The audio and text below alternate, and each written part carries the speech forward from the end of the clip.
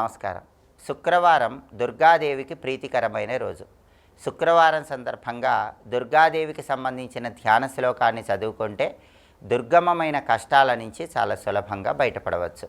శుక్రవారం సందర్భంగా పెద్ద పెద్ద కష్టాల నుంచి బయటపడటానికి, ఏ కష్టం వచ్చినా సరే తట్టుకొని జీవితంలో ముందడుగు వేయటానికి దుర్గాదేవికి సంబంధించిన ఏ శ్లోకాన్ని పూజా మందిరంలో దీపం పెట్టి పఠించాలో ఇప్పుడు మనం చూద్దాం. నమస్తే శరణ్యే శివే సానుకంపే, నమస్తే జగద్వ్యాపికే విశ్వరూపే, నమస్తే జగద్వంద్య పాదారవిందే, నమస్తే జగత్తారిణి త్రాహి దుర్గే. ఇది శ్లోకం. ఈ శ్లోకాన్ని కనుక మనం పరిశీలించినట్లయితే, ఈ శ్లోకంలో ఉన్న అర్థాన్ని పరిశీలిస్తే, నమస్తే శరణ్యే శివే సానుకంపే, పరమేశ్వరుడితో పాటు ఎల్లప్పుడూ ఉండి మమ్మల్ని అనుగ్రహించేటటువంటి దుర్గాదేవికి నమస్కారం. నమస్తే జగద్వ్యాపికే విశ్వరూపే, ఈ విశ్వమంతా కూడా వ్యాపించి ఉన్న దుర్గాదేవికి నమస్కారం. నమస్తే జగద్వంద్య పాదార విందే, జగత్తు మొత్తం కూడా ఆమె పాద పద్మాలతో ఆక్రమించి ఉంది, అటువంటి దుర్గాదేవికి నమస్కారం. నమస్తే జగత్తారిణి త్రాహి దుర్గే, జగత్తును రక్షించి అన్ని కష్టాల నుంచి మనల్ని బయటికి తీసుకొచ్చే దుర్గాదేవికి నమస్కారం అని అర్థం. దుర్గాదేవికి సంబంధించిన ఎన్నో దేవాలయాలు మనకి ఆంధ్రప్రదేశ్లో, తెలంగాణలో ఉన్నప్పటికీ అమ్మవారికి సంబంధించిన అత్యంత శక్తివంతమైనటువంటి క్షేత్రం ఇంద్రకీలాద్రి క్షేత్రం. అందుకే ఎప్పుడైనా సరే తీవ్రమైనటువంటి కష్టాలు ఎదుర్కొంటున్నప్పుడు విజయవాడ ఇంద్రకీలాద్రికి వెళ్ళి అక్కడ ఉన్నటువంటి కనకదుర్గాదేవిని దర్శనం చేసుకోవాలి. ఇంద్రకీలాద్రి క్షేత్రంలో ఉన్నటువంటి దుర్గాదేవి అవతార రహస్యాలను మనం పరిశీలించినట్లయితే, ఒకానొక సమయంలో కీలుడు అనే పేరు కలిగిన యక్షుడు అమ్మవారి గురించి కఠోర తపస్సు ఆచరిస్తే దుర్గాదేవి ప్రత్యక్షమవుతుంది. నీకేం వరం కావాలో కోరుకో అంటే, కీలుడు అనేటటువంటి ఆ యక్షుడు, అమ్మా నీవు నా నాభి ప్రదేశంలో ఎల్లప్పుడూ స్థిర నివాసం ఏర్పాటు చేసుకోవాలి అని దుర్గాదేవిని వరం అడుగుతాడు. అప్పుడు దుర్గాదేవి తథాస్తు అని చెప్పి కాలక్రమంలో నీ కోరిక నెరవేరుతుందని అంతర్ధానమైపోతుంది. ఆ తర్వాత కాలంలో మహిషాసురుడు అనేటటువంటి రాక్షసుడు దేవతలను, ఋషులను ఇబ్బంది పెడుతూ ఉంటే అమ్మవారు 18 భుజాలతో ఆయుధాలను ధరించి మహిషాసురుడనే రాక్షసుడిని సంహరించిన తర్వాత కీలుడనేటటువంటి ఈ యక్షుడి కోరిక నెరవేర్చటం కోసం ఆ కీలుడు ఒక కొండ రూపంలోకి మారిపోతే ఆ కొండ మధ్య భాగానికి వచ్చి మహిషాసుర సంహారం తర్వాత అమ్మవారు ఆవిర్భవించింది.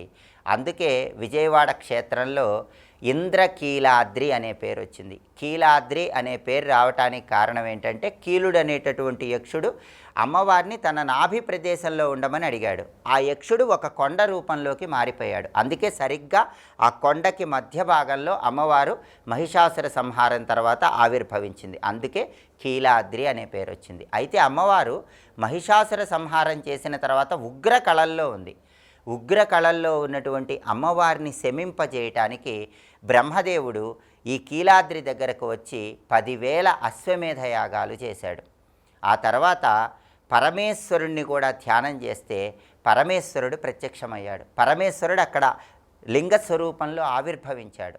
అలా ఆవిర్భవించిన పరమేశ్వరుణ్ణి బ్రహ్మదేవుడు మొట్టమొదటిసారిగా మల్లికా పుష్పాలతో పూజించాడు. అదేవిధంగా ఇక్కడ ఇంద్రుడు మొట్టమొదటిసారిగా అమ్మవారిని పూజించాడు కాబట్టి ఇంద్రకీలాద్రి అనే పేరు వచ్చింది. ఇంద్రకీలాద్రి క్షేత్రం మీద అమ్మవారు మహిషాసుర సంహారం తర్వాత ఉగ్ర రూపంలో ఆవిర్భవించింది. ఆయన ఉగ్ర కళను శమింపజేయటానికి బ్రహ్మదేవుడు తపస్సు చేశాక ఎప్పుడైతే పరమేశ్వరుడు ఆవిర్భవించాడో, ఆ పరమేశ్వరుని బ్రహ్మదేవుడు మల్లికా పుష్పాలతో పూజించాడో, అప్పుడు అమ్మవారి ఉగ్ర కళలు కొంచెం తగ్గినాయని స్థల పురాణం మనకు తెలియజేస్తుంది. అయినప్పటికీ ఇంకా అమ్మవారు ఉగ్రకళల రూపంలోనే ఉండటం వల్ల కాలక్రమంలో ఆదిశంకరాచార్యుల వారు వచ్చి ఇలా ఆవిర్భవించినటువంటి అమ్మవారి ఉగ్రకళలు మొత్తం కూడా ఇంద్రకీలాద్రి పరిసర ప్రాంతాల్లో ఉన్న ఒక గుహలో ఏర్పాటు చేశారని, ఆ తర్వాత శాంత రూపంలో ఉన్నటువంటి అమ్మవారిని ఇంద్రకీలాద్రి మీద ప్రతిష్ఠించారని స్థల పురాణం మనకు తెలియజేస్తుంది. అందుకే మనం విజయవాడ క్షేత్రానికి వెళ్ళినప్పుడు విజయవాడ క్షేత్రంలో ఇంద్రకీలాద్రి మీద చూసేటటువంటి అమ్మవారి స్వరూపంలో అమ్మవారు శాంత రూపంలో మనకు దర్శనమిస్తారు. యథార్థానికి ఈ ఇంద్రకీలాద్రి పరిసర ప్రాంతాల్లోనే ఒక గుహలో జగద్గురువులైన ఆదిశంకరాచార్యుల వారు అమ్మవారి ఉగ్రకళలు మొత్తం నిక్షిప్తం చేశారు. అలా నిక్షిప్తం చేసినప్పుడు అమ్మవారు అక్కడ 18 భుజాలను ధరించి ఉండి అమ్మవారు పక్కన సింహంతో ఉందని చెప్పి కూడా స్థల పురాణం మనకు తెలియజేస్తుంది. దీనికి సంకేతంగా ఈ ఇంద్రకీలాద్రి దగ్గర అక్కడ పర్వతాల మీద చింతామణి దుర్గలు అనే పేరుతో అమ్మవారి 8 రూపాలు కూడా మనం దర్శనం చేసుకోవచ్చు.